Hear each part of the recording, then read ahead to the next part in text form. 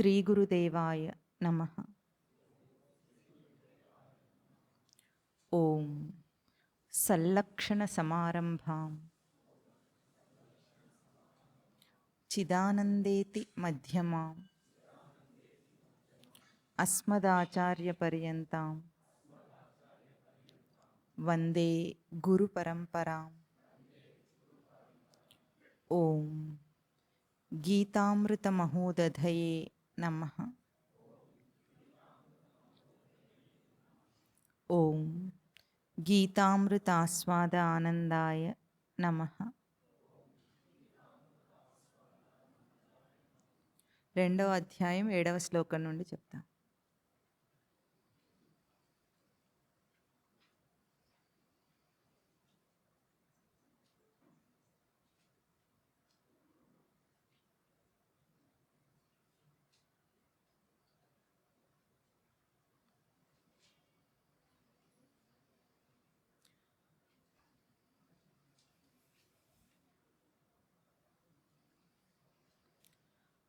కార్పణ్యదోషోపహత స్వభావః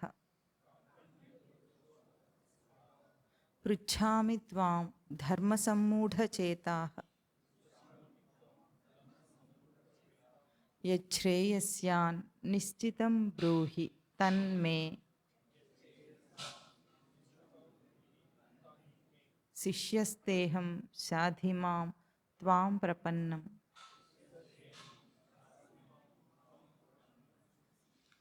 న హి ప్రపశ్యామి మమాపనుద్యాత్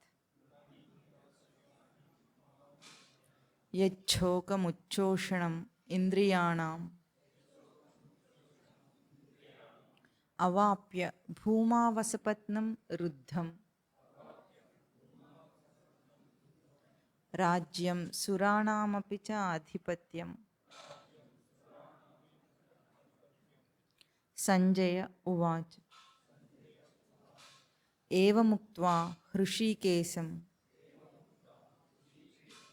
గుడాకేశః పరంతపః న యోత్స్య ఇతి గోవిందం ఉక్త్వా తూష్ణీం బభూవః. తం ఉవాచ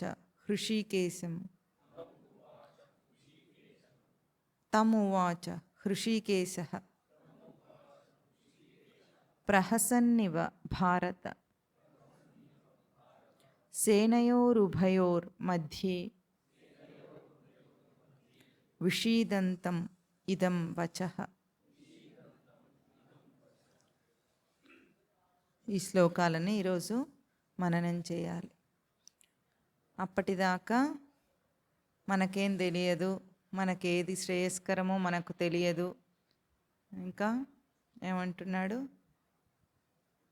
మనం జయిస్తామో లేదో వాళ్ళు జయిస్తారో కూడా మనకు తెలియదు అంటున్న అర్జునుడు అకస్మాత్తుగా పరివర్తనను చూపించాడు.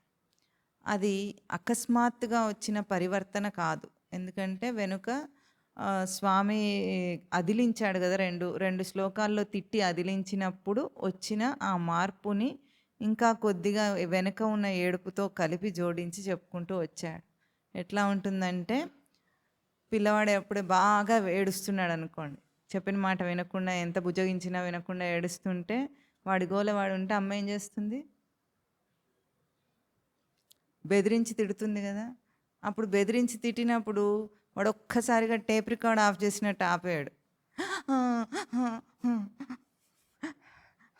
అని ఆపుతాడు. అవునా?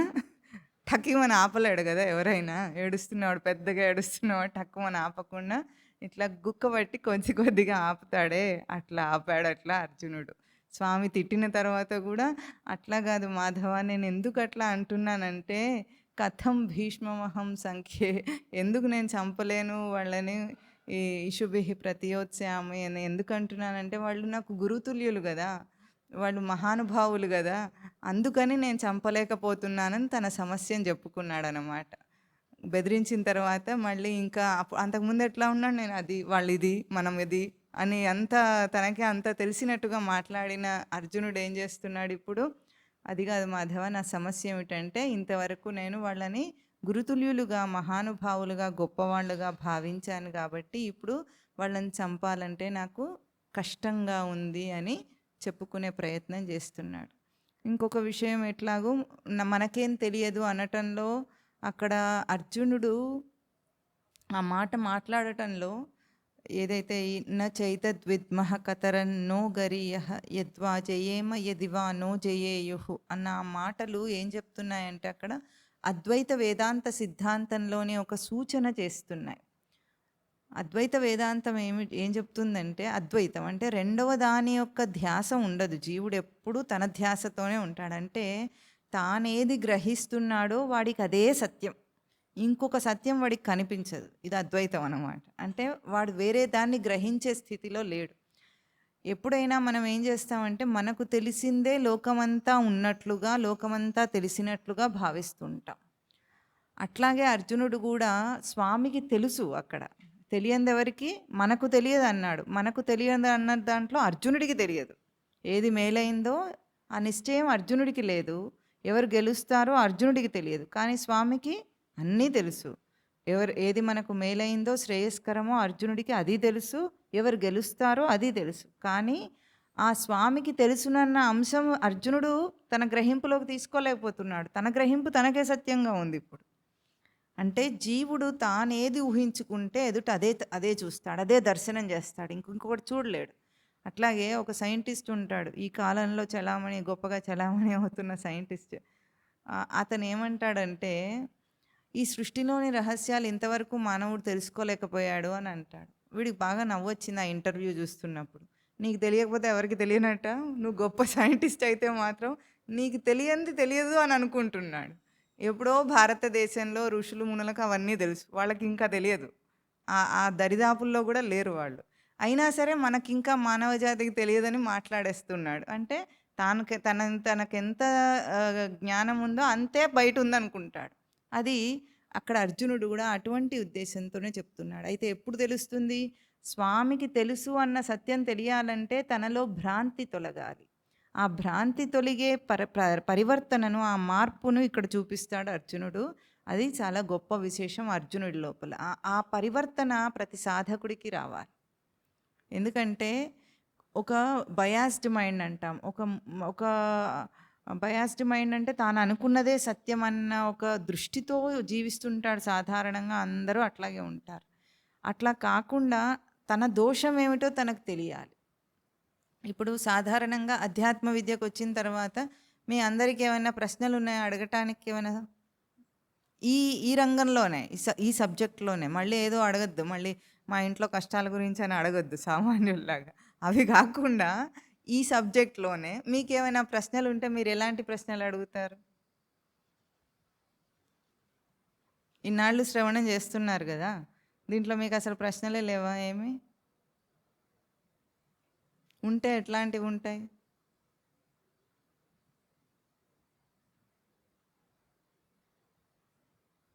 ఏం అడిగితే ఏం కష్టమో అన్నట్టు అసలు ఎవరు ఏం అడగటం లేదు. ఏటి అడిగినా మాతవారు తిప్పి చెప్తారు దాన్ని అని అనుకుంటున్నారా? తరగతిలో ఇద్దరు పిల్లలకి ప్రశ్నలు ఉండవు. ఎవరు వాళ్ళిద్దరు? ఏమీ తెలియని వాడు, అంతా తెలిసిపోయినవాడు. ఇప్పుడు మీరు ఏ కేటగిరీకి వస్తారు? ఇంకా ఏమి తెలియని దాంట్లోనే ఉన్నారా? సంవత్సరంన్నర అయింది మీరు ప్రవచనాలు వినడం మొదలుపెట్టి. ఇంకా మాకేం తెలియదంటే ఏం తెలియదని ఎవరు అనాలి? బయట ఇప్పుడైనా ఎవరైనా తీసుకెళ్ళి వాళ్ళని అడిగితే వాళ్ళు అనాలన్నమాట. ఎందుకంటే వాళ్ళకి నిజంగా ఏం తెలియదు. మీరు ఇంతకాలంగా వింటూ ఉన్నారు కదా, అంటే ఏం అర్థం కాలేదా? ప్రశ్న ఎందుకు రాలేదో చెప్పమంటారా? ఎప్పుడైనా ప్రశ్న అడగాలంటే ఆ సబ్జెక్టుతో తనని కనెక్ట్ చేసుకోవాలి. ఎందుకు? అది నాకు ఆచరణీయమైంది అని నేను ఇప్పుడు ఆచరించబోతున్నాను అని అనుకున్నప్పుడు తనకి ఎన్నో ప్రశ్నలు వస్తాయి. ఎందుకంటే శాస్త్రంలో చెప్పింది వేరుగా ఉంటుంది, మన ప్రాక్టికల్ ప్రాబ్లమ్స్ అంటాం, మన సమస్యలు మనకి ఇప్పుడున్న వేరుగా ఉంటాయి. మరి మనం ఆచరించడానికి వచ్చేటప్పుడు ఈ సమస్యలతో పోల్చుకుంటాం మనం. అప్పుడు ప్రశ్న వస్తుంది. అప్పుడు అడుగుతాడు వాడు, మరి ఎట్లా చేయమంటారు? మీరైతే అన్నీ చెప్తూనే ఉంటారని. ఇప్పుడు పోయినసారి చెప్పుకున్నాం మీసాలు కొరుక్కోవాలని. అట్లా ఉన్నవన్నీ ఉన్నాయనుకోండి, చేయాలనుకున్న వాడికి ప్రశ్న వస్తుంది. తాపీగా నాకేం అవసరం లేదు, దీంతో నాకు సంబంధం లేదని విన్నారనుకోండి, అప్పుడు ప్రశ్నే ఉండదసలు. ఎందుకంటే వాడికేం సంబంధం లేదు దాంతో. ఇప్పుడు మీరు అట్లాగా ఏమిటి? హ్మ్. ఎట్లాంటి ప్రశ్నలు అడుగుతారు గురువు దగ్గరికెళ్తే? దేవుడి సృష్టిని ఎందుకు చేశాడు? ఇలాంటి ప్రశ్నలొస్తాయా మీకెప్పుడైనా? రావు. ఎందుకంటే ఎవరో ఒకరు చేశారు. ఎందుకో అందుకు చేశాడు. నా గోల నాకుంది, నా సంసారం నాకుంది. ఇంకా నాకెందుకు ఆ దేవుడి సమస్యలన్నీ? ఆయన ఇష్టం ఆయన చేసుకున్నాడు అనుకుంటారా? హ్మ్. జీవుడికి ముక్తి ఎట్లా వస్తుంది? ఇలాంటిదన్నా వస్తుందా మీకు సమస్య? ప్రశ్న రాదా? పోనీ అది కూడా లేదు. సాధన ఎట్లా చేయాలి అని అలాంటివన్నీ వస్తాయా? హ్మ్. ఎట్లాంటివి వస్తాయి? అడిగితే 2 ప్రశ్నలు అడిగితే ఎట్లాంటివి అడుగుతారు? నిన్న ఆర్ఎండ్‌లో అయితే అడిగారు మరి వాళ్ళు కొన్ని ప్రశ్నలు ఇట్లాగే అడిగితే. హ్మ్. ప్రశ్నలో ఎట్లా ఉంటుందంటే ప్రశ్న అడిగేవాడి తెలివి బయటపడిపోతుంది ఆ ప్రశ్నను బట్టి. అట్లాంటి ప్రశ్న ఉంటుంది. ఒక తెలివైన సాధకుడు ప్రశ్న వేస్తే అట్లా ఉంటుంది.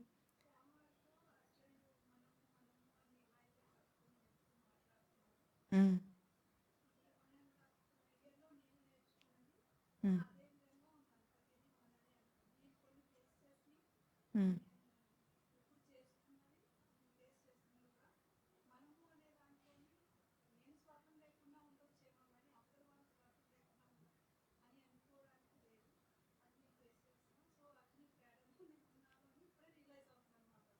హ్మ్. అన్నీ మనం అని పశ్చిమ గోదావరి జిల్లా వాడిలాగా అర్జునుడు అంటున్నాడు అని చెప్పుకున్నాం కదా! అన్నీ మనమే అంటాడు. మనం ఈ తోట మనదండి, ఇల్లు మనదేనండి అంటాడు. మనకేదో రాసిస్తున్నట్టు. ఇస్తాడా? ఇవ్వడు. కానీ అట్లా అంటాడు. మర్యాద. వాళ్ళకది మర్యాద, గౌరవం అని అనుకోని అంటారు. అట్లా అని అందరినీ మనం అనుకోకుండా ఎవరిది వాళ్ళని నేర్చుకున్నారా ఇప్పుడు? అట్లా. అయితే ఇప్పుడు మామూలుగా లోకంలో ఉన్న సహజంగా సాధకులు అడిగే ప్రశ్నలు ఎట్లా ఉంటాయంటే శాస్త్రానికి సంబంధించిన ప్రశ్నలు అడుగుతుంటారు. ఇక్కడ అట్లా ఉంది, ఆ పుస్తకంలో అట్లా చెప్పారు, ఇక్కడ ఇట్లా ఉంది, అవి ఇవి అని ఏవో బయట సృష్టికి సంబంధించినవి అధ్యాత్మ విద్యా రంగంలోనైనా సరే అటువంటి ప్రశ్నలు అడుగుతారు. కానీ ఇక్కడ అర్జునుడు చాలా గొప్పగా ఒక విశేషంగా ప్రశ్న అడిగాడు. ప్రశ్న అడిగంటే తన దోషాన్ని చెప్పుకుంటున్నాడు అక్కడ. పృచ్ఛామి త్వాం అన్నాడు. నిన్ను అడుగుతున్నాను మాధవ. ఏం అడుగుతున్నాడు అక్కడ? తన స్థితిని ముందు గుర్తించాడు అర్జునుడు. తనకొక దోషం కలిగింది. 2 దోషాలు చెప్పుకున్నాడు తనకు కలిగినవి. అవేమిటి? కార్పణ్య దోషోపహత స్వభావః పృచ్ఛామి త్వాం ధర్మసమ్మూఢ చేతాః. ధర్మసమ్మూఢ చేతస్సు అంటే 2 దోషాలు. కార్పణ్య దోషం అని ఒక పదం వాడాడు. కార్పణ్య దోషం అంటే కృపణః భావః కార్పణ్యం అంటారు. కృపణ భావం అంటారు. పరమస్వామి వారు చెప్పేవారు, ఏదైనా ఒక వ్యక్తిని తిట్టాలంటే చాలా ఘాటుగా తిట్టాలంటే కృపణుడు అని తిట్టాలన్నారు. ఇప్పుడు అట్లా తిట్టినా నాకు అర్థం కాకపోతే తిట్టి లాభమేమి అంటారు మీరు, అవునా? కృపణుడు అంటే ఏమిటంటే నీచుడు అని అర్థం. అటువంటి నీచమైన ఆ దోషం కలిగింది నాకు. నీచుడు అనేది అక్కడ ప్రసిద్ధంగా అర్థం చెప్తారు. కానీ దానికి కృపు దౌర్బల్యే ధాతు అంటే దుర్బలత్వం వల్ల నా చేతస్సు అంటే నా స్వభావమే హరించుకుపోయింది. అంటే నాకుండే వివేకం అనే స్వభావము నా దుర్బలత్వం వల్ల హరించుకుపోయింది అని చెప్తున్నాడు. కార్పణ్య దోష ఉపహత స్వభావ. నా స్వభావం ఏమైంది ఇప్పుడు? కార్పణ్య దోషం అంటే కృపణ భావం వచ్చింది, నీచత్వము, దుర్బలత్వం వచ్చింది, నాకు చేతగానితనం వచ్చింది. నాకు ఆ చేతగానితనం వల్ల నా వివేకం, చేతస్సు అంటే బుద్ధి వివేకం, అదేమైంది? హరించుకుపోయింది. ఉపహత స్వభావ, నాశమైంది, అది హింసింపబడుతోంది. అటువంటి ఆ దోషమున్నవాడిని నేను. ఇంకొకటి ఏమిటి? ధర్మ సమ్మూఢ చేతాహ, ధర్మమునందు సమ్మోహం కలిగింది నాకు. అంటే ఏమిటంటే ధర్మం అంటే ధారణాయ శక్యమితి ధర్మ చెప్పుకున్నాం చాలాసార్లు. మనం ధరించుటకు శక్యమైంది ధర్మం.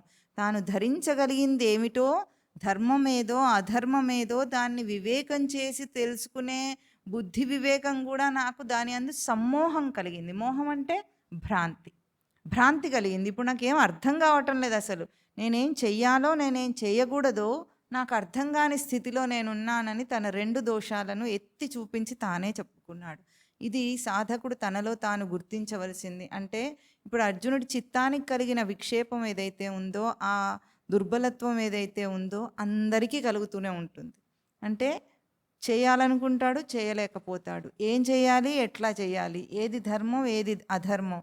ఇట్లా చేస్తే నాది సరైన ప్రవర్తన కాదా? అని నిశ్చయం చేసుకోలేని స్థితి ప్రాథమిక స్థాయిలో, అంటే మొదటి స్థానంలో అప్పుడప్పుడే సాధన మొదలుపెడుతున్న వాళ్ళు ఎవ్వరికైనా ఉంటుంది. ఎందుకంటే వాళ్ళు లోకంలో తిరుగుతున్నారు. ఇప్పుడు ఆ లోకంలో ప్రవర్తన సత్యం కాదని అర్థమవుతూ ఉంది విన్నందుకు. ఇప్పుడు ఇటువైపు పూర్తిగా రాలేరు. ఆ లౌకిక దృష్టి పూర్తిగా వదలలేదు. ఇప్పుడు మొత్తం ఆధ్యాత్మికం వైపు తిరగటానికి కూడా కష్టంగా ఉంటుంది. ఇప్పుడు వాడు ఎట్లా ఉన్నాడు? 2 పడవల్లో కాళ్ళు ఉన్నాయి వాడికి. ఏమవుతాడు వాడు? మధ్యలో కింద మునుగుతాడు. అట్లా ఉన్న స్థితిలో అటు అటు లోకంలో ప్రీతిగా ముందులాగా ప్రవర్తించను లేడు, ఇటు మొత్తం రాను లేడు. అటువంటి స్థితిలో వాడికి ఈ ధర్మ సమ్మోహం కలుగుతుంది. మోహం అంటే ఏమిటి? భ్రాంతి అని చెప్పుకున్నాం. కానీ మోహ శబ్దానికి అర్థం ఏమిటంటే ముహ వైచిత్య అంటారు దానికి. చయనం చేసుకోవటం అంటే పోగు చేసుకోవటం అంటే అర్థమవుతుందా మీకు? అన్ని భావాలను పోగు చేసుకుంటారనమాట. అన్ని రకాల లోకంలో ఉన్న అన్ని రకాల భావాలను పోగు చేసుకుంటే అప్పుడు ఏమవుతుంది? నిజమైన ధర్మము ఆ మోహంతో కప్పబడుతుంది. ఆ కప్పబడినప్పుడు ఏమైంది? తనకి ఇంక వివేకం అందదు, ఏది తోచదనమాట. ఇప్పుడు ఏం చేయాలని తోచని స్థితికి వస్తాడు చూసారా? అది సమ్మోహం. అంటే ఇంకా దట్టంగా మోహం ఆవరించింది. సమ్మోహం, మోహము, సమ్మోహము అంటే దట్టంగా అట్లా ఆవరించిన స్థితిలో అహం త్వాం పృచ్ఛామి, నేను నిన్ను అడుగుతున్నాను మాధవ, ఏమని? యశ్రేయస్యాన్ నిశ్చితం బ్రూహి తన్మే శిష్యస్తేహం సాధిమాం త్వాం ప్రపన్నం. నాకు ఏది శ్రేయస్కరమో నువ్వే నిశ్చయం చేసి చెప్పు మాధవ, నాకు అర్థం కావటం లేదు, నువ్వే నిశ్చయం చేయి. ఇప్పుడు నేను నీకు శిష్యుడను. శిష్యస్తేహం, తే అహం శిష్య, సాధిమాం, ఈ సాధిమాం అన్న పదము నన్ను శాసించు అంటున్నాడు. శాసించుమని అడిగి త్వాం ప్రపన్నం, నిన్ను శరణు వేడుతున్నాను. ఇవి తన స్థితిని స్పష్టంగా తానే గుర్తించి, ఇప్పుడు ఇంతవరకు మరి కృష్ణ పరమాత్మను పరమాత్మ అనుకునే ఉంటాడు, అనుకోకుండా ఏం ఉండడు. కానీ ఒక గురుస్థానంలో చూడలేదు అర్జునుడు. ఇప్పుడు జగద్గురువుకు గురుస్థానం ఇస్తున్నాడు తన జీవితంలో. ఆ గురుస్థానం ఇచ్చి నేను నీకు శిష్యుడను అంటున్నాడు. నువ్వు నాకు గురువు అనలేదు, కానీ నేను నీకు శిష్యుడని అన్నాడు. రెండు ఒకటే కదా. అప్పుడు ఎందుకంటే జగద్గురువు అందరికీ గురువే, సృష్టిలో అన్ని ప్రాణులకు గురువే. కానీ మనం అనుకుంటున్నాం ఏమైనా మన గురువు అని, అనుకోవట్లా. ఇప్పుడు మనం అనుకోవాలి మన పాత్ర. ఆయన అందరినీ రక్షిస్తాడు, ఆయన అందరికీ బోధ చేస్తూనే ఉన్నాడు లోపలుండి. కానీ ఎప్పుడు మనం కావాలని అడుగుతామో అప్పుడు మనం కోరిన వాళ్ళమైనాము, గురువుగా మనం స్వీకరించిన వాళ్ళ అయినాము. ఆ పని ఇప్పుడు అర్జునుడు అక్కడ చేస్తున్నాడు. ఏమంటున్నాడు? అహం తే పృచ్ఛామి యశ్రేయస్యాత్ నిశ్చితం బ్రూహి, నాకేది శ్రేయస్కరమో నువ్వు నిశ్చయం చేయి. నిశ్చయం అంటే మళ్ళీ చేయనం అంటే మళ్ళీ పోగు చేసుకోవటమే. ఇప్పుడు ఎట్లా ఉందంటే ఇన్ని ఆప్షన్స్ ఇస్తే ఏది ఎంచుకోవాలో నాకు తెలియటం లేదు. ఆడవాళ్ళు ఏం చేస్తారు? షాప్కి వెళ్ళి బాబు అది దీనైనా, ఈ చీర దీనైనా, ఆ చీర దీనైనా అంటారు. అన్నీ తీయించి టేబుల్ మీద అట్లా పరిపిస్తారు. అన్నీ పోల్చుకొని చూసి అన్నీ బాగానే ఉన్నట్టున్నాయే అని అంటారు. అవునంటారా? అన్నీ మళ్ళీ పక్కన ఆయన ఉంటాడు అనుకోండి, భర్త పక్కన ఉంటే ఏది తీసుకోమంటారండి అని అడుగుతారు. పోనీ పాపం అమ్మాయి కూడా అడిగారు కదా అని సమాధానం చెప్తాడు భర్త. అప్పుడు వాళ్ళు ఏం చేస్తారు? ఆయన చెప్పింది కాకుండా పక్కన తీసుకుంటారు. చేస్తారా? ఎందుకు చేస్తారు అట్లా అంటే వాళ్ళకు వాళ్ళదే ఇష్టం, కానీ ఊరికే ఎట్లా నిలబడి ఉన్నాడు కదా అని అడిగారు. అడిగితే చెప్పారు. అట్లా అడగటం లేదు ఇప్పుడు అర్జునుడు, నిశ్చయం చేసి చెప్పమంటున్నాడు. ఇంకా నాకు ఆప్షన్ ఇవ్వకు మాధవ, నువ్వే నిశ్చయం చేయి. అంటే చేయనం అంటే కూర్చుకోవటం, పోగు చేసుకోవటం. నిర్గతం చేయనం అంటే ఇంకా పోగు చేసుకోవటం లేదు, ఒకే మాట మీద ఇదే నాకు నిశ్చయం చేసుకొని నేను దాన్ని అనుసరిస్తాను అంటున్నాడు. ఎట్లా ఉంటుంది? మిలిటరీ కమాండ్ ఎట్లా ఉంటుంది? నిశ్చయం. అది ఒక మాట చెప్తే అందరూ అదే కమాండ్ని అనుసరించి ఎట్లాగైతే వెళుతూ ఉంటారో అటువంటిది నిశ్చయం చేసుకోవటం అనేది. అట్లా అడుగుతున్నాడు ఇప్పుడు అర్జునుడు జగద్గురువును, నాకేది శ్రేయస్కరం ఇంకా నాకు అర్థం కాలేదు. పైన ఏమన్నాడు? నేనేమో వాళ్ళది, నేనిది, మనం అది, అట్లా ఇట్లా అని ఎన్నో చెప్పి చెయ్యను అట్లా ఇట్లా అని సంజాయిషులు చెప్పినట్టు ఏదో తన తన తెలివినంతా చూపించినట్టు మాట్లాడాడు. కానీ ఇప్పుడు అట్లా అనకుండా నిశ్చయం చేయమంటున్నాడు. ఇంకేమంటున్నాడు? త్వాం ప్రపన్నం, శరణం వేడటం. శరణం అంటే ఈ శరణాగతి అనే పదం విన్నారా అందరు ఎప్పుడైనా? ఎక్కడ ఎక్కువ దీన్ని వీళ్ళు వైష్ణవ సంప్రదాయంలో శరణాగతి, సర్వసమర్పణ భావం అని వాడుతూ ఉంటారు. అయ్యప్ప పూజల్లో వింటారు, శరణు ఘోష అంటారు కదా. ఏమంటారు? స్వామే శరణమయ్యప్ప అరుస్తారు కదా. ఆ పాపం అరుస్తారు, పిలుస్తారు అనాలి. అరుస్తారు కదా, వాళ్ళ మనోభావాలు దెబ్బతింటాయి మళ్ళీ. అంటే ఏమని అర్థం చెప్పండి? ఏమనుకొని అట్లా అంటున్నారు వాళ్ళు? కాపాడు, రక్షించు అని అడుగుతున్నారు. అది శరణుకు అర్థం రక్షించు అని అర్థం అనుకుంటున్నారు. అంటే రక్షించు అంటే ఏం చేయాలి? వీడికి ఏం కష్టం వచ్చింది? ఏమైందని రక్షించమంటున్నాడు? తెలిసి అంటారు ఎవరన్నా ఈ మాట? దీక్ష తీసుకున్న వాళ్ళందరూ అంటూ ఉంటారు కదా, స్వామి శరణం స్వామి శరణం అంటూ ఉంటారు మాటి మాటికి. రక్షించు అని మీరు అంటున్నారు, దాని అర్థం ఏమైంది? తనకి ఏం కష్టం వచ్చినా ఆ స్వామి ఏం రక్షించాలి? ఇంట్లో సరుకులు అయిపోతే సరుకులు తీసుకురావాలా? జీతాలన్నీ సరిగ్గా వచ్చేటట్టు చేయాలా? లేకపోతే ఈతి బాధలేమి, కుటుంబ సమస్యలు ఏమైనా వస్తుంటే దాని నుండి రక్షించాలా? ఏమి ఉద్దేశంతో ఆ మాట అంటున్నారు వాళ్ళు?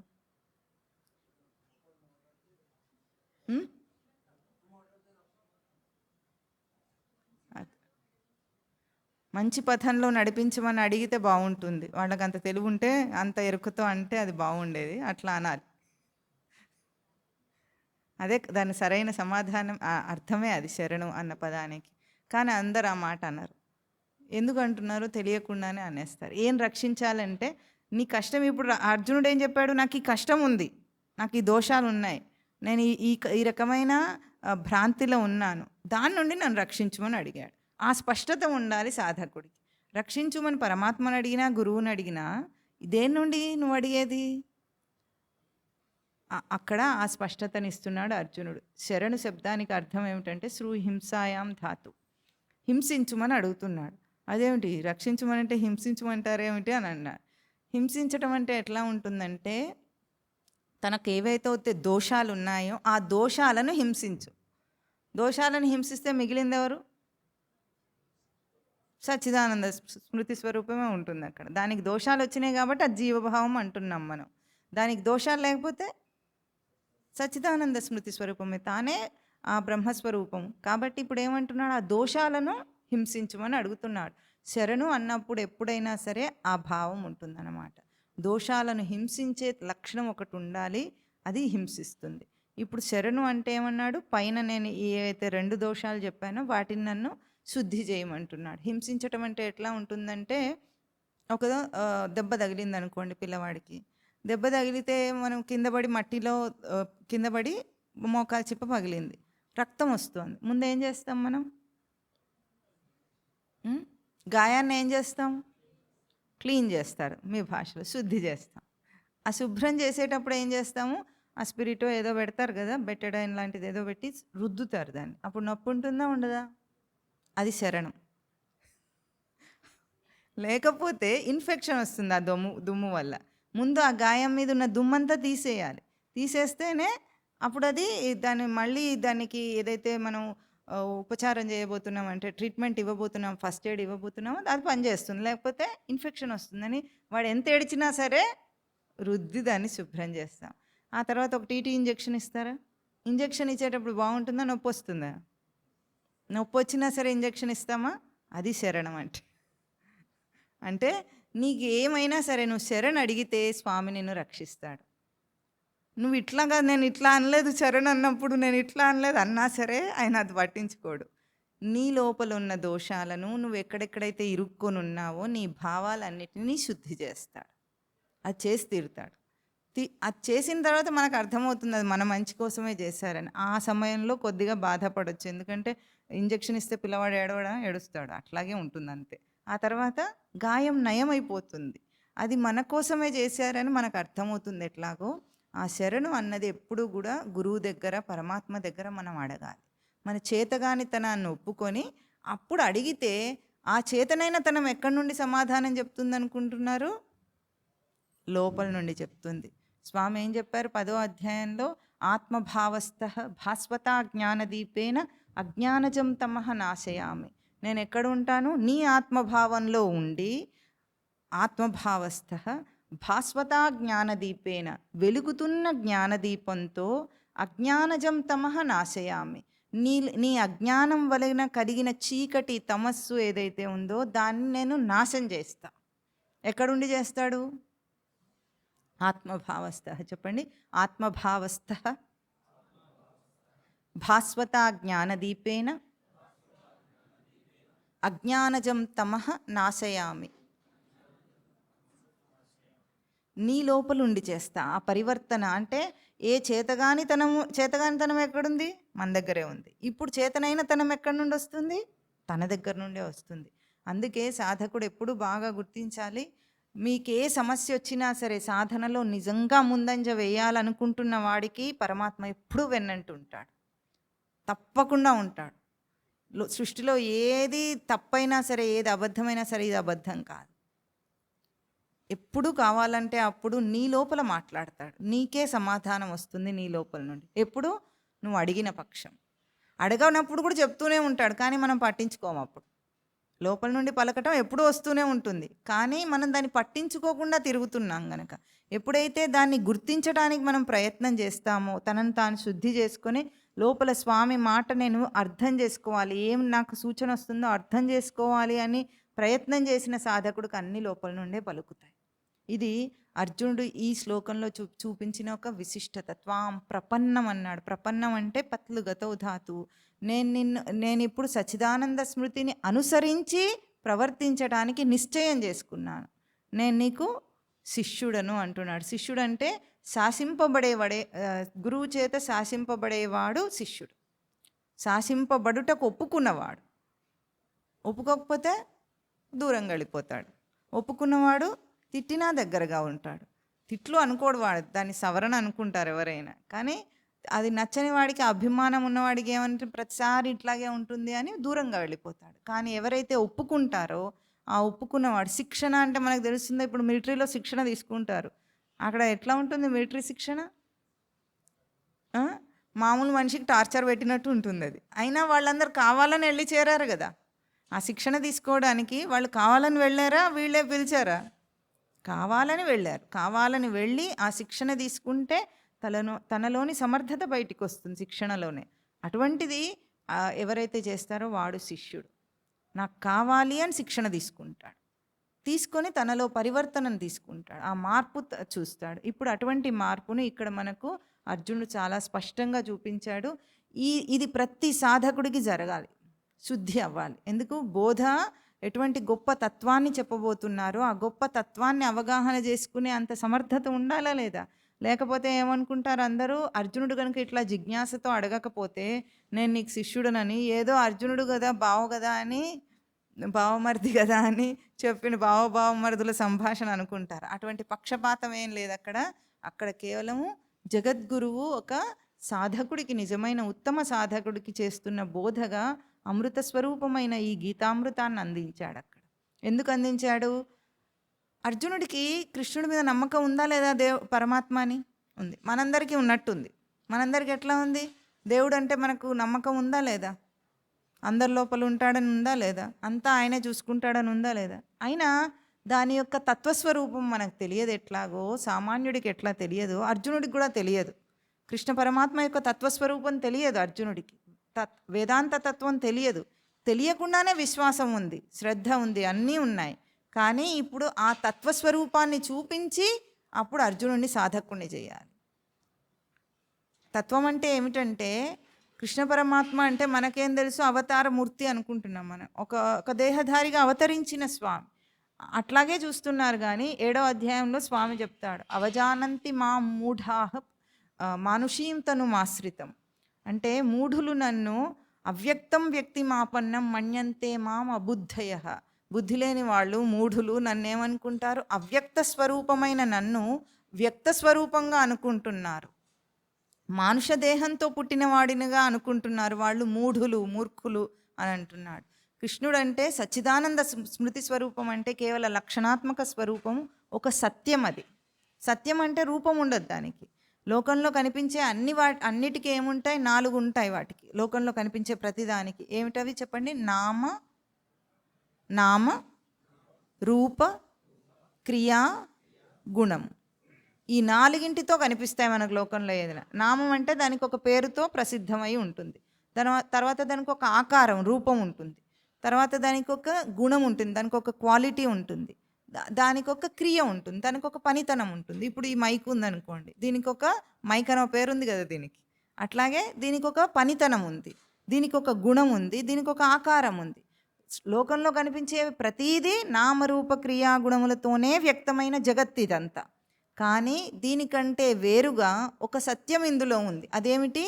ప్రతి వస్తువులో, ప్రతి దాంట్లో కూడా ఉంది అన్న ఉనికి ఉంది దాంట్లో. మనందరికీ ఉనికి ఉందా లేదా?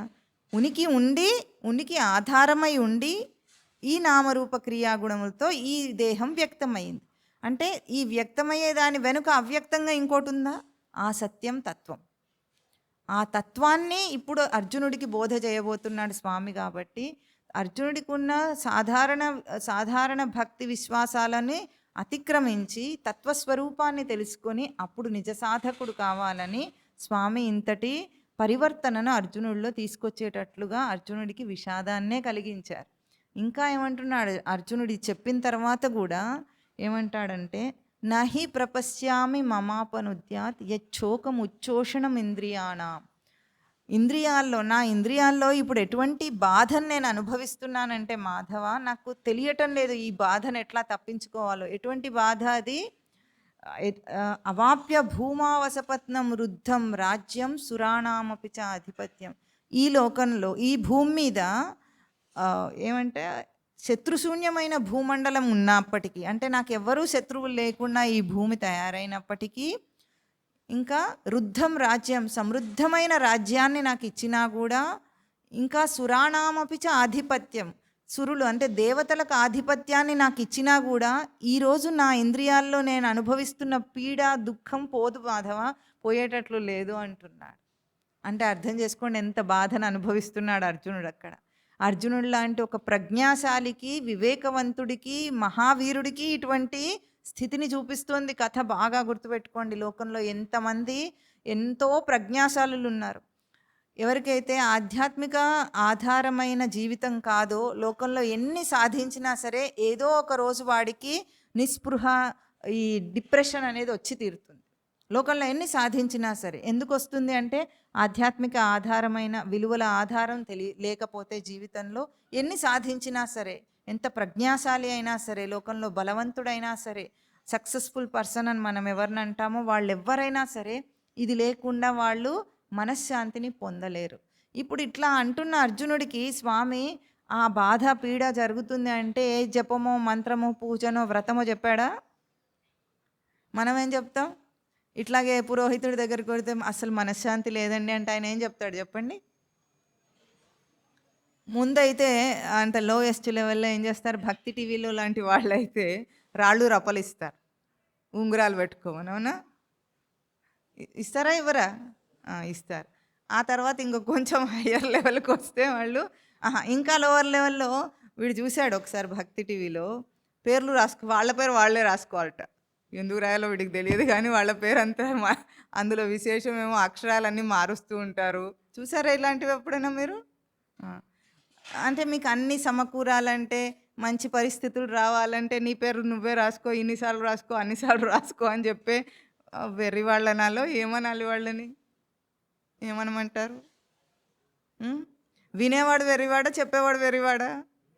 వినేవాడు వెర్రివాడు. ఆ వెర్రి వాళ్ళందరికీ భక్తి టీవీ ప్రేక్షకులందరికీ కూడా చెప్తుంటాడు ఆయన.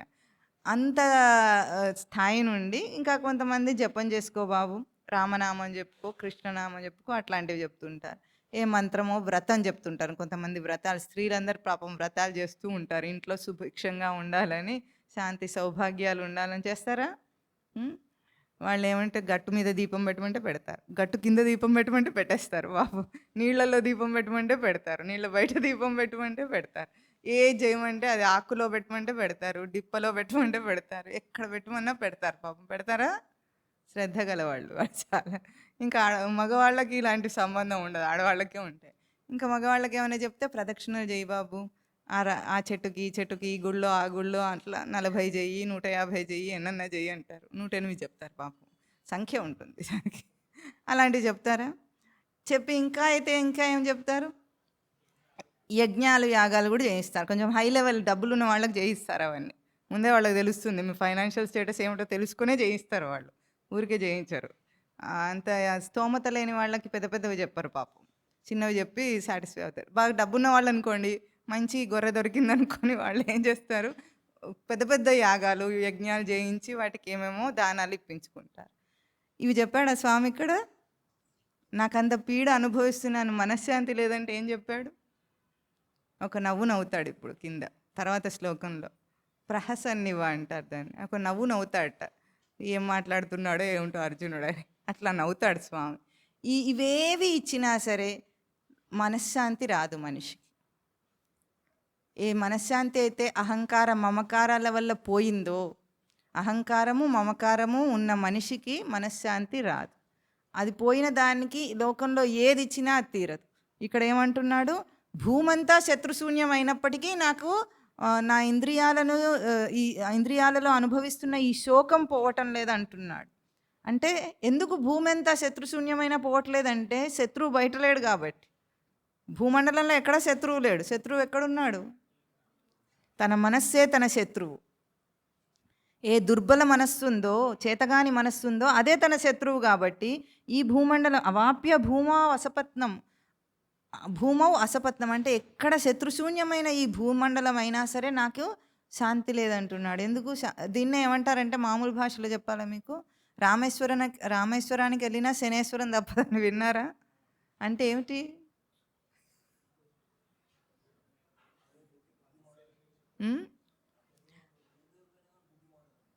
అంత దూరం పోయినా ఈ బుద్ధినేగా తీసుకెళ్తాడు వాడు. ఏ మనస్సు అయితే ఇక్కడుందో శని మనస్సు, రామేశ్వరంలో కూడా అదే శని మనస్సు ఉంటుంది కాబట్టి రామేశ్వరంకి వెళ్ళినా ఏం లాభం ఉండదు. బుద్ధి మార్చుకుంటే ఇదే రామేశ్వరం అవుతుంది, ఇక్కడే రామేశ్వరం ఉంటుంది. కానీ అంత దూరం వెళ్ళినా ఈ మనసు, ఈ బుద్ధి, ఈ సాంసారిక బుద్ధి, ఈ లౌకిక బుద్ధి, ఈ కామక్రోధ లోభ మోహాలు ఉన్న మనస్సు తీసుకొని వెళ్తే అక్కడ కూడా అదే ఉంటుంది. అందుకే అట్లాగే ఇక్కడ కూడా అర్జునుడు అట్లాగే అంటున్నాడు, లోకమంతా శత్రువు లేకపోయినా నాకు ఇప్పుడు శాంతి వచ్చేటట్టు లేదు అని. ఇంకా ఏమంటున్నాడు?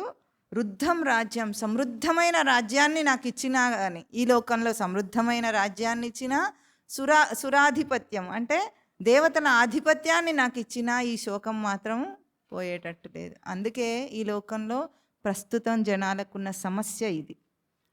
ఇప్పుడు పూర్వంలాగా లేకుండా మీరు ఆలోచించండి, అందరికి అన్ని వసతులు ఉంటున్నాయా లేదా? పేదరికం మరీ అంత స్థాయిలో లేదు. ఉండేవాళ్ళకు ఉందేమో కానీ చాలామందికి అన్ని వసతులు ఉంటున్నాయి. అంటే ఒకప్పుడు లగ్జరీస్గా ఉన్నవి ఇప్పుడు వసతులు అయిపోయినాయి. మీకు తెలుసా, మొవ్వలో మఠానికి ఎక్కడైతే మఠం తీసుకున్నామో ఆ పక్కన ఒక స్థలాన్ని ఇది వాళ్ళకి ఏమంటారు, గవర్నమెంట్ అలాట్ చేసింది. వాళ్ళని ఏమంటారు, తక్కువ స్థాయి వాళ్ళకి అలాట్ చేసింది అనమాట. వాళ్ళు అందరూ వాళ్ళు ఇల్లు కట్టుకోవాలి. స్థలము ఇచ్చింది, డబ్బులు ఇచ్చింది, వాళ్ళు ఇల్లు కట్టుకోవాలి. వాళ్ళందరికీ కూడా అందరి ఇళ్లలో ఏసీలు ఉంటాయి. అక్కడ గవర్నమెంట్ డబ్బులు ఎందుకు ఇచ్చిందండి వాళ్ళకు? వీకర్ సెక్షన్స్, కరెక్ట్, వీకర్ సెక్షన్స్కి అలాట్ చేసిందట అది. ఆ వీకర్ సెక్షన్ అని ఇచ్చిన వాళ్ళు ఎవరైతే ఇల్లు కట్టుకున్నారో వాళ్ళందరికీ ఏసీలు ఉన్నాయి, మఠంలో ఏసీ లేదు. మొవ్వలో చెప్తారు ఏసీ లేని ఇల్లు ఏది లేదట. అది చాలా చిన్న గ్రామం. అంటే ఏసీ కూడా ఒక నిత్యావసర దాంట్లో వచ్చేసిందన్నమాట వాళ్ళకు. అంటే అట్లా అందరూ సుఖంగానే ఉన్నట్టున్నా ఎవరైనా ఒక్కరైనా మనశ్శాంతిగా ఉన్నారా? ఆ వీకర్ సెక్షన్స్ దగ్గర నుండి కోటీశ్వరులు అనబడే వాళ్ళ దాకా, బాగా చదువుకున్న వాళ్ళ దాకా, బాగా వృద్ధిలోకి వచ్చిన వృత్తి వ్యాపారాల్లో ఉన్న వాళ్ళందరినీ ఏ రంగంలోనైనా తీసుకుంటే ఎవరైనా మనశ్శాంతిగా ఉన్నారా? దానికి నిదర్శనం ఏమిటో చెప్పమంటారా? గుళ్ళల్లో రష్ ఎక్కువైంది ఇప్పుడు. ఎందుకు? ఇన్నున్నా సరే వాడికి మనశ్శాంతి లేదు, ఏం చేయాలో తోచట్లేదు. అట్లా గుడికి వెళదాం అనుకుంటాడు. కానీ ఈ దుష్టమైన మనస్సు తీసుకొని ఈ చెడిపోయిన బుద్ధి తీసుకొని వెళ్తాడు కాబట్టి వాడికి అక్కడ కూడా ఏముండదు. గుళ్ళల్లో మొక్కులు ఎక్కువైపోయినాయి, వ్రతాలు ఎక్కువైపోయినాయి, పూజలు ఎందుకైనా ఇవన్నీ మనశ్శాంతి లేదు. అర్థమైపోతుంది కదా. ఈరోజు మరి ఏం కావాలి దానికి? పూజలు, వ్రతాలు, నోములు, యజ్ఞాలు, యాగాలు ఇవేవి పనిచేయవు. ఏదైతే ఇప్పుడు ఆ సాంఖ్యయోగంలో శ్రీ భగవాను వాచ చెప్పబోతున్నారో అది కావాలని అర్థం. అంతే కదా. అర్జునుడికి అట్లాంటి కష్టం వచ్చింది, మనందరికీ కూడా కష్టం వచ్చింది. అర్జునుడికి ఏం బోధనో మనకు కూడా అదే బోధ. ఎవడు అసలు భగవద్గీత ముట్టుకున్న పాపాన పోడే. పుట్టిన దగ్గర నుండి చచ్చిపోయేదాకా దండం పెట్టమంటే పెడతాడేమో కానీ అక్కడ భగవద్గీత పుస్తకంగా అనిపిస్తే ఇట్లా అంటాడు అని వెళ్ళిపోతాడు. అంటే అప్పటికే వీడు పవిత్రమైనట్టు, అది పవిత్రమైనట్టు వీడు మొక్కుతే.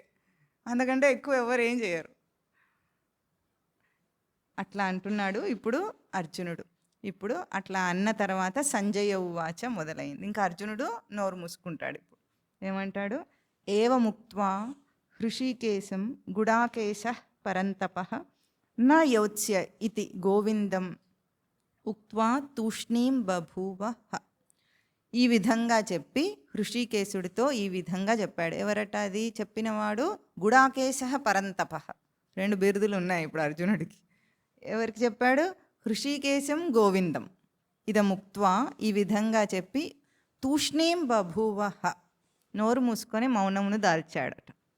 ఏం చెప్పాడు? నా యోత్స్య, నేను యుద్ధము చేయను అని చెప్పి కూర్చొని నోరు మూసుకున్నట్టు. ఇంకా అయిపోయింది. ఇంకా ఇప్పటితో అర్జునుడు ప్రేలాపన అంటామే మనం, ఆ ప్రేలాపన అయిపోయింది. ఇప్పుడు తర్వాత ఈ విధంగా హృషీకేశుడికి చెప్పాడు. అర్జునుడిని అట్లా మనం ఎగతాళిగా చేసుకున్నా కూడా అర్జునుడి యొక్క గొప్పతనం ఏమిటి? ఇక్కడ హృషీకేశ శబ్దానికి మనం ఏం చెప్పుకున్నాం అర్థం ఎవరికైనా గుర్తుందా? హృషీకానాం ఈశః. హృషీకములంటే అక్కడ ఇంద్రియములు. ఇంద్రియాలను ఈశ శబ్దం, ఈశ్వర శబ్దం ఎప్పుడూ కూడా నియమించేది. ఏమంటారు? నియామకం. చెప్పండి. ఈశ్వరుడు అంటే నియమించేవాడు. నియమించడం అంటే అదుపులోకి తీసుకొని ఉంచేవాడు అని అర్థం. ఈ సృష్టిని అంతా ఈశ్వర శాసనంతో, ఈశావాస్యం అంటే ఆ సచ్చిదానంద స్మృతి యొక్క నియామకంలో ఉంది ఈ సృష్టి అంతా. ఆ నియమ స్వరూపం ఈశ శబ్దం. ఇంద్రియములకు ఈశ్వరుడు ఎవరు? ఇంద్రియాలను నియమించి అదుపులో పెట్టగలిగిన వాడు హృషీకేశుడైతే, ఆ హృషీకేశుడికి ఎవరు చెప్పారు? గుడాకేశ పరంతపః. గుడాకేశుడు అంటే చిన్న విషయం అనుకుంటున్నారా? అర్జునుడికి గుడాకేశుడు అనే ఒక బిరుదు ఉంది. అంటే నిద్రను జయించిన వాడు అర్జునుడు. నిద్రను జయించటం అంటే ఎటువంటి విషయం చెప్పండి? సాధారణంగా దేహధారికి నిద్ర అనేది బయలాజికల్ సైకిల్ అంటారు. అనివార్యమైన ఒక విషయంగా కనిపిస్తూ ఉంటుంది. డాక్టర్ని అడిగితే ఎంతసేపు నిద్రపోవాలని ఏం చెప్తాడండి? మీకు ఎవరికైనా తెలుసు? 8 hours అమ్మో. ఇంకా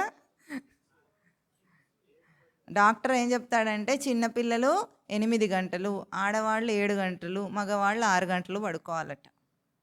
ఆడవాళ్ళకు 1 గంట ఎక్స్ట్రా నిద్ర ఇచ్చారు. ఎందుకంటే ఎక్కువ కష్టపడతారు వాళ్ళు. ఆఫీస్కి కూడా వెళ్తారు, ఇంట్లో కూడా కష్టపడతారు. వీటిని ఏమంటారు? స్వయంకృతంగా నియమించుకున్న శిక్షలు అంటారు వాటిని. ఇంట్లో ఉండకుండా నేను కూడా సంపాదిస్తానని అన్నారు పాపము. ఇంట్లో పని కూడా చేయాల్సి వస్తుంది, అక్కడ కూడా పని చేయాల్సి వస్తుంది. దాన్ని సొంతగా విధించుకుంది, ఎవరికి వాళ్ళు పెట్టుకున్న శిక్ష అంటారు. అట్లా కాబట్టి వాళ్ళకి 1 గంట నిద్ర ఎక్కువ ఇచ్చి డాక్టర్ ఏం చెప్తాడు? చిన్నపిల్లలు 8 గంటలు పడుకోవచ్చట చక్కగా సోమరిపోతుల్లాగా. ఇంకా ఆడవాళ్ళేమో 7 గంటలు, మగవాళ్ళు 6 గంటలు. అప్పుడైతేనే మీ ఆరోగ్యాలు బాగుంటాయని చెప్తున్నాడు. చక్కగా అందరు పడుకుంటూనే ఉన్నారా? ఎవరైనా ఆరోగ్యంగా ఉన్నారా? ఎవరు లేరు. అందుకే కానీ అధ్యాత్మ విద్యలో పరమస్వామివారు అయితే 1.5 గంటన్నర, స్వామివారు అయితే 2 గంటలు నిద్ర సరిపోతుందని చెప్తారు. అంటే దాని అర్థం ఏమిటి? మనిషి నిద్రను జయించగలడు. దేహానికి అవసరము అనిపించే ఈ అనివార్యమైన దాన్ని కూడా జయించి తాను తిరగగలడు. ఇది దేహధారికి ఉన్న సామర్థ్యం. ఎందుకు అట్లా సరిపోతుందని చెప్తారంటే, జ్ఞాని ఎప్పుడు సోమరిగా నిద్రపోడు. నిద్రపోయేటప్పుడు కూడా తమోగుణంలో నిద్రపోడు, ఎరుకతో నిద్రపోతాడు. కాన్షియస్ స్లీప్ అంటాం దాన్ని. కాన్షియస్గా పడుకోవటం అంటే ఎట్లా ఉంటుందంటే, తనంతట తానే దేహాన్ని పడుకోబెట్టి విశ్రాంతిని ఇచ్చేస్తాడు. మనిషి ఎందుకు అలసిపోతాడు చెప్పండి? దేహంతో పనిచేసినందువల్లనే అలసిపోతాడా? ఇప్పుడు రిటైర్ అయిన తర్వాత పెద్దగా దేహంతో పనిచేయరు కదా. ఆఫీస్కి వెళ్ళరు, ఇంట్లో కూడా పెద్దగా ఏం పని చేయరు. న్యూస్ పేపర్ చదువుకోవటము, వాట్సాప్లో వాటిలో చాటింగ్లు చేయటము, ఇలాంటి పనే చేస్తారు. అయినా నిద్రపోతారా లేదా? పోతారు. మరి దేహంతో ఎక్కువ అలసట రాకపోయినా నిద్ర ఎందుకు పోయాడు?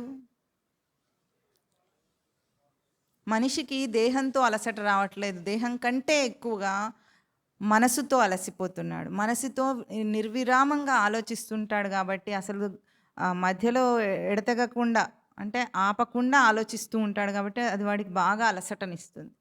ఇప్పుడు మనం గాఢ నిద్రలో ఏమవుతుంది? దేహము విశ్రాంతి తీసుకుంటుంది.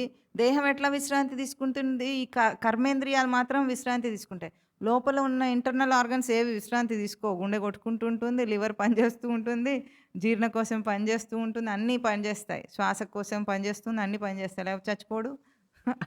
అట్లా ఉన్నప్పటికీ వాడికి విశ్రాంతి అవుతుంది అది. కానీ గాఢ నిద్ర పట్టినప్పుడు మనకు ఎంత విశ్రాంతి వస్తుంది? కలత నిద్రలో విశ్రాంతి రాదు. ఎంతసేపు పడుకున్నా కళలు వస్తున్నాయి అనుకోండి, విశ్రాంతి వస్తుందా? రాదు. అదే గాఢ నిద్ర అయితే విశ్రాంతి. అంటే మనస్సును పూర్తిగా విలీనం చేయగలిగితే దానికి ఆ యాక్టివిటీ దాన్ని చేసే డ్రామా, వీడి భాషలో అయితే మనసు చేసేది డ్రామా. ఏంటంటే దాని డ్రామాని కాసేపు ఆపేస్తే విశ్రాంతి ఉంటుంది మనిషి. జ్ఞాని తనంతట తాను దాన్ని నియమించగలడు, మనస్సును కూడా నిగ్రహించగలడు. కాబట్టి మనస్సుకు విశ్రాంతిని ఇచ్చేసి 2 గంటలు ఒక గాఢ నిద్ర తీసుకుంటే ఆ తర్వాత మనిషికి విశ్రాంతి అక్కర్లేదు. ఇంకా అట్లా పడుకున్నప్పుడు ఎట్లా ఉంటుంది? బాగా నిద్రపోయి లేస్తే మనకి ఎట్లా ఉంటుంది? ఇంకా ఉత్సాహంగా ఉంటుంది, అవునా? బాగా నిద్ర పట్టినప్పుడు. కలత నిద్ర ఎన్ని గంటలు పోయినా ఆ ఉత్సాహం మళ్ళీ లేచేటప్పుడు మనకు ఉండదు. ఎట్లాగో ఆ మనస్సును నిగ్రహించి ఇంద్రియాలంటే అన్నిటినీ నిగ్రహిస్తాడు కాబట్టి జ్ఞానికి ఆ నిద్ర అంత అక్కర్లేదు. అట్లాంటి సాధకుడు అర్జునుడు. నిద్రనే జయించాడు పూర్తిగా. నిద్రను జయించిన పాత్రలు మనకి ఇంకొకటి ఎక్కడ వస్తుంది? రామాయణంలో లక్ష్మణుడు పూర్తిగా నిద్రని జయించినవాడు. 14 సంవత్సరాలు అసలు నిద్రనే పోలేదు. అంటే ఇవన్నీ చెప్తే ఇవన్నీ డాక్టర్కి అర్థమవుతాయా? దేహం బతికే ఉండదు అంటాడు ఆయనకు చెప్తే. సాధన చేత ఏదైనా సాధించగలడు. ముందు తమోగుణం తగ్గాలంటే నిద్ర చాలా తగ్గించుకోవాలి. పగటి నిద్ర నిషిద్ధమే. ఒక పావు గంట అరగంట తిన్న తర్వాత ఆ గుండెకు అది బలమంతా, శక్తి అంతా మనకు మెదడు మీద కాకుండా జీర్ణకోశం మీద పడుతుంది కాబట్టి కొద్దిగా విశ్రాంతినివ్వచ్చు, కానీ మళ్ళీ పగటి నిద్ర ఉండకూడదు. రాత్రి నిద్ర కూడా నియమితంగా ఉండి ఎట్లా ఉండాలి? తమోగుణ నిద్ర కాకుండా కాన్షియస్ స్లీప్. అది సాధనలో చాలా బాగా సులభమే అవన్నీ చేస్తే. ఎప్పుడు మనకు ఈ నిగ్రహ శక్తి ఎప్పుడు వస్తుందో, ఇంద్రియాలను నిగ్రహించడం మొదలు పెడతామో అప్పుడు మనసు కూడా ఒక ఇంద్రియమే కదా. అది అంతరింద్రియం, ఇవి బాహ్యేంద్రియాలు. ఇవన్నీ నిగ్రహించిన ఆ తేజస్సు మనస్సును కూడా నిగ్రహించగలదు. అది సరిపోతుంది. అట్లాంటి నిద్రను జయించిన అర్జునుణ్ణి ఓ గుడాకేశ మోహనిద్రను జయించు అంటున్నాడు. భౌతిక నిద్రనైతే జయించావు, మరి మోహనిద్రను జయించవా? ఈ భ్రాంతి నీకు ఎక్కడిది? ఇంకా తర్వాత ఏమంటున్నారు? పరంతప. పరంతప అంటే యుద్ధంలో ఎదురుగా నిలబడితే అర్జునుడు ఎదురుగా నిలబడి ఉన్నవాడు అందరూ వణికిపోయేవాళ్ళట. అటువంటి మహావీరుడు. పరాన్ తాపయతీతి పరంతప. ఎదురుగా ఉన్న వాళ్ళని తప్పింపజేయగల మహావీరుడు అర్జునుడు. హే పరంతప, హే గుడాకేశ, నువ్వేం మాట్లాడుతున్నావు? యుద్ధం చేయనంటున్నావా? నీకెన్ని బిరుదులు ఉన్నాయి? ఆ బిరుదులన్నీ ఏం కానీ ఇప్పుడు తర్వాత చెప్తాడు. ఇవన్నీ ఇట్లా చేస్తే లౌకికంగా కూడా నీకు నింద్యమే, అపకీర్తిని పొందుతావు నువ్వు అని చెప్తాడు. గోవిందం ఉక్త్వా, గోవిందునికి చెప్తున్నాడట. గోవిందుడు అంటే ఏమిటి? గాం విందతీతి గోవింద. దానికి ఒక మంచి నిర్వచనం వేదాంత వాక్యం ప్రకారంగా చెప్తారా? గోభిః వేదాంత వాక్యైః విద్యతే లభ్యత ఇతి గోవింద. అంటే ఏమిటంటే వేదాంత మహావాక్యాల చేత దేన్ని తెలుసుకుంటాడో, దేన్ని పొందుతాడో అది గోవింద తత్వం. వేదాంత మహావాక్యాలంటే 4 ఉపనిషత్తులకు 4 మహావాక్యాలు ఉన్నాయి. ప్రజ్ఞానం బ్రహ్మ, తత్వమసి, అయమాత్మా బ్రహ్మ, అహం బ్రహ్మాస్మి. ఈ 4 మహావాక్యాలు తెలుసుకున్న సాధకుడు ఏ తత్వాన్ని తాను పొందుతాడో, తెలుసుకుంటాడో అది గోవింద తత్వం అని చెప్తోంది వేదాంతం. ఈ గోవిందుడు అంటే ఏమిటంటే, గో శబ్దానికి అర్థం ఇంద్రియాలని అర్థం. గచ్చతి సుస్థిరమితి గోహు అంటే స్థిరంగా ప్రవర్తించగలిగినవి ఇంద్రియాలు. ఇంద్రియాలు ఎంత బాగా రచించబడ్డాయంటే అవి లోపల సచ్చిదానంద స్మృతి యొక్క తేజస్సుని ప్రసారం చేస్తుంటాయి. ఇప్పుడు ఈ ఫ్యాన్ ఉందనుకోండి, అది ఏం చేస్తుంది? దాని రచన ఏమిటి? గాలినివ్వటం అని మనకు భౌతికంగా కనిపిస్తుంది. ఇప్పుడు అది గాలిని ఇస్తున్నప్పుడు దాంట్లో ఏమి వ్యక్తం చేస్తుంది? దానిలో ఒక విద్యుత్ శక్తిని అది చూపిస్తుందా లేదా? ఉంది, నాలో ఒక శక్తి ఉందని చెప్తుందా లేదా? అంటే విద్యుత్ శక్తిని అది వ్యక్తం చేస్తుంది. దాని రచనలో అది పనిచేసుకుంటూ కూడా విద్యుత్ శక్తితో నేను పనిచేస్తున్నాను అది వ్యక్తం చేస్తుంది. మనకు తెలుస్తుంది కదా, కరెంట్ పోగానే ఆగిందంటే కరెంట్ పోయిందని అర్థం, సప్లై ఆగిపోయిందని అర్థం, ఏ విధంగానైనా. అట్లాగే ఈ ఇంద్రియాలన్నీ కూడా సచ్చిదానంద స్మృతిని వ్యక్తం చేసుకుంటూ అవి పనిచేస్తున్నాయి. ఆ స్థిరంగా పనిచేయగలవు. అవి చెడగొడితే మనం చెడగొట్టుకోవాలి, కానీ వాటి రచన ప్రకారంగా అవి చెడిపోవు. ఆ సచ్చిదానంద స్మృతిని ఎక్కడెక్కడ ఏ ఏ ఇంద్రియంలో జీవుడు పొందుతాడో అది గోవింద తత్వాన్ని వాడు పొందినట్టు. అది నిజమైన తత్వపరమైన అర్థం. ఇప్పుడు అటువంటి ఎందుకు పైన ఈ గోవింద పదం ఎందుకు వాడారు? పైన ఏమన్నాడు? ఇంద్రియాలకు నాకు శోకం వచ్చింది, ఇంద్రియాలు శోకిస్తున్నాయి, దుఃఖిస్తున్నాయి, పీడను అనుభవిస్తున్నాయి అన్నాడు అర్జునుడు. కనుక అటువంటి స్థితి ఎవరికి చెప్పుకుంటున్నాడు? స్పష్టమైన ఇంద్రియాల రచనకు గోవింద తత్వానికి వ్యక్తం చేస్తున్నాడు. చెప్పి ఇంకా నోరు మూసుకున్నాడు. ఉక్త్వా తూష్ణీం బభూవ, ఇంకా నోరు మూసుకున్నాడట. తర్వాత ఏమైంది? తం ఉవాచ హృషీకేశః ప్రహసన్నివ భారత సేనయోరుభయోర్మధ్యే విషీదంతం ఇదం వచః. హే భారత అంటే సంజయుడు చెప్తున్నాడు. ఎవరికి? భారత అన్న పదం ఇక్కడ ధృతరాష్ట్రుడికి చెప్తున్నాడు. భరతవంశీయుడు గనుక భారత. హే భారత, ఏమవుతోంది అక్కడ? ఇట్లా చెప్పి ఏమంటున్నాడు? హృషీకేశుడితో. హృషీకేశుడు ఇప్పుడు ఏం చేస్తున్నాడు? అట్లా చెప్పిన అర్జునుడికి ఎట్లా ఉన్నాడు? సేనయోరుభయోర్ మధ్యే విషీదంతం అంటే రెండు సేనల మధ్యలో దుఃఖంలో ఉన్న అర్జునుడితో హృషీకేశుడు ప్రహసన్నివ అంటున్నాడు. ఎగతాళి చేస్తున్నట్లుగా మాట్లాడబోతున్నాడు. తర్వాత వెంటనే శ్రీ భగవాను వాచ వస్తుంది. ఎగతాళి ఎందుకు చేస్తాడు చెప్పండి? అంత చులకన చేస్తాడా అర్జునుడిని? మీకు తెలుసా, అసలు కృష్ణ పరమాత్మ అవతార విశేషంలో నాకు అందరికంటే ప్రియం ఎవరంటే అర్జునుడు అని చెప్పాడు. అర్జునుడికి ఏమైనా అయితే తట్టుకోలేడు స్వామి. అందుకే ఎప్పుడు భీష్ముడు ఎంతకు తాను అస్త్ర సన్యాసం చేయకపోతే నేను ఆయుధమును పట్టనన్న కృష్ణుడు కోపం వచ్చి ఏం చేశాడు? రథచక్రాన్ని ఎత్తి ఎంతసేపు ఇట్లా ఆటాడుకుంటారు ఇద్దరు, అక్కడ సైన్యాలన్నీ చచ్చిపోతున్నాయి, మీరిద్దరు తాత మనవాళ్ళు ఒకరినొకరు చంపుకోకుండా ఊరికే ఆయన ఈయన్ని చంపడు, ఈయన ఆయనని చంపడు, కానీ యుద్ధం చేస్తూనే ఉంటారు. ఎంతసేపటికి సైన్యం అంతా చచ్చిపోతుంది కానీ ఎవరికి ఏది తేలటం లేదని కోపం వచ్చింది. అర్జునుడి మీద ఆయన ప్రతాపం చూసి కోపం వచ్చింది కృష్ణ పరమాత్మకి. అర్జునుడికి ఇంత ఏదైనా కష్టం వచ్చినా స్వామి ఓర్చుకోడు. అటువంటి అర్జునుడిని ఎగతాళి చేస్తాడా? అక్కడ ప్రహసన్నివ అన్న పదానికి అర్థం ఏమిటంటే ఎగతాళి చేయట్లేదు, నవ్వాడట. ఎప్పుడు నవ్వుతాడంటే చిన్న పిల్లవాడు వచ్చి ఎప్పుడైనా బాగా ఏడుస్తూ వాడు ఏమేమో చెప్పి కథలన్నీ చెప్పి బాగా గుక్కబట్టి ఏడుస్తుంటే అమ్మ ఏం చేస్తుంది చెప్పండి? తను కూడా ఏడుస్తుందా? నవ్వుకుంటూ వాడిని దగ్గరికి తీసుకుంటుంది. అవునా? నవ్వుకుంటూ దగ్గరికి తీసుకోవటంలో దాన్ని ఏమంటాము? ఆదరణ అంటాం మనం. తల్లి ఆదరిస్తుంది వాడిని. ఆ కాస్త ఆదరణలోనే వాడి దుఃఖమంతా మర్చిపోతాడు. అవునా?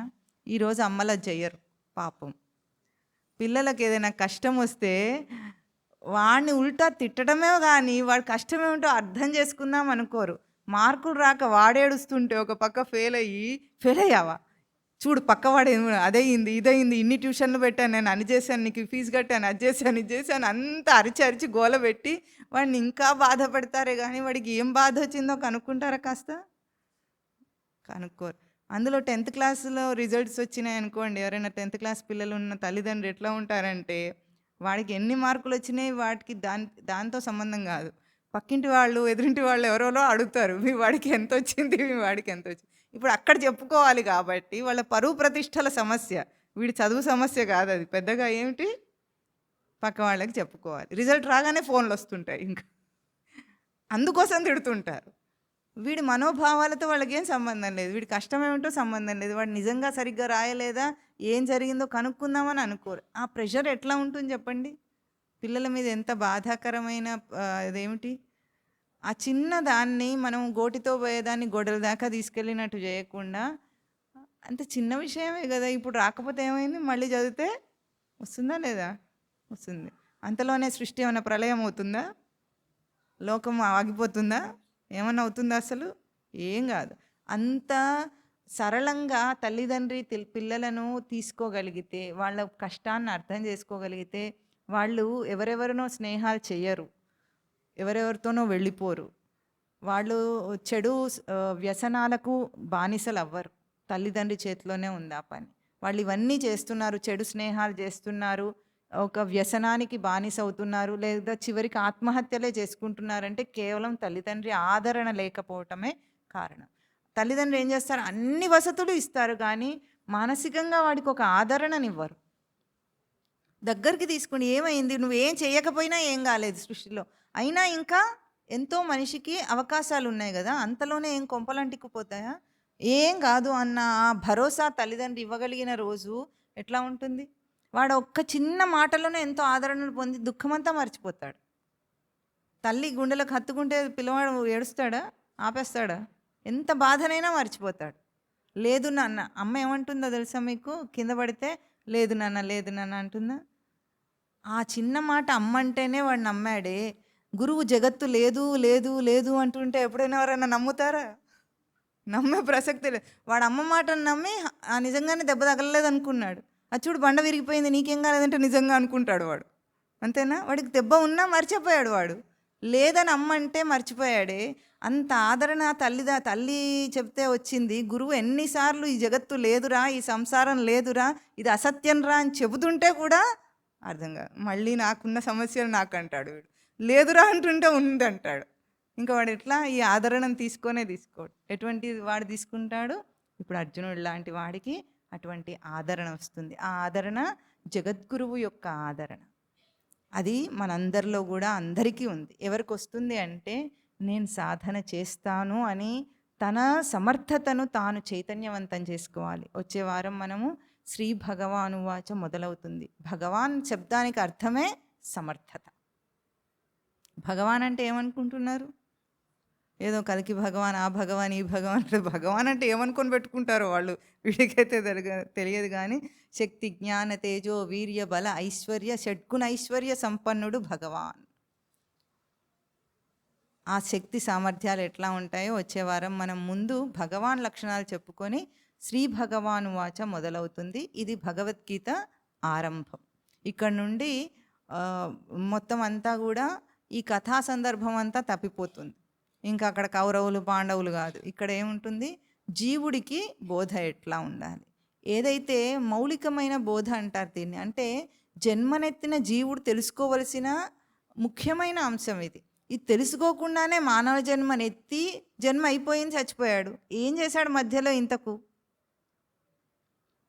ఏం చేశాడు? మీరు ఇప్పుడు ఎస్బి జీవన్ పుస్తకంలో ఉంటే అక్కడ ప్రశ్న వస్తుంది. ధర్మక్షేత్రమైన ఈ మానవ జన్మలో కురుక్షేత్రంలో ఏం చేస్తున్నాడు? మానవ దేహంలో ఈ మానవ జన్మలో జీవుడు ఏం చేస్తున్నాడు? సాధన యుద్ధమును చేస్తున్నాడా అని మీకు ఒక ముందు పరిచయ వాక్యం ఉంది అక్కడ. ఆ ప్రశ్న వేసుకోవాలి. చేస్తున్నాడా ఇంతకు?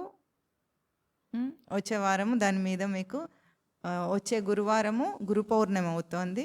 ఆ రోజు ప్రత్యేకంగా మనము భగవాన్ లక్షణాలను చెప్పుకొని సాధనలో అందరు ఏం చేస్తున్నారో దాని మీద విచారణ చేద్దాం. చెప్పండి. కార్పణ్యదోషోపహత స్వభావః పృచ్ఛామి త్వాం ధర్మసమ్మూఢచేతాః యచ్ఛ్రేయస్యాన్ నిశ్చితం బ్రూహి తన్మే శిష్యస్తేహం సాధిమాం త్వాం ప్రపన్నం